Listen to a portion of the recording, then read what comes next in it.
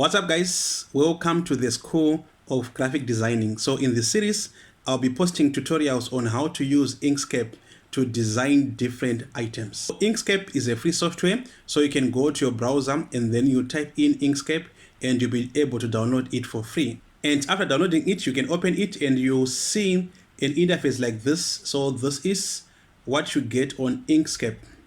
So as you can see there, that if you've used any graphic designing software, you see that there are some similarities that you see here on Inkscape. Remember, this is a free software, so there are some things that are limited when you're comparing to Photoshop or to Illustrator. So on this left side here, we have our objects.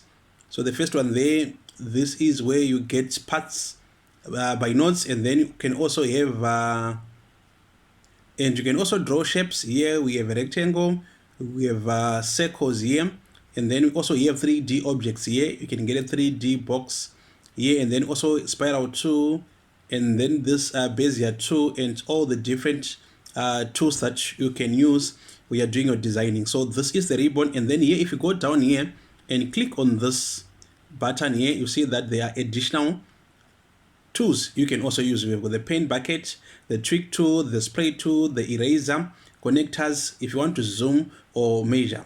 All right, okay, so this is the left ribbon, and if you go down here, you have all the colors, so you can just go and pick any color that you should be wanting to use.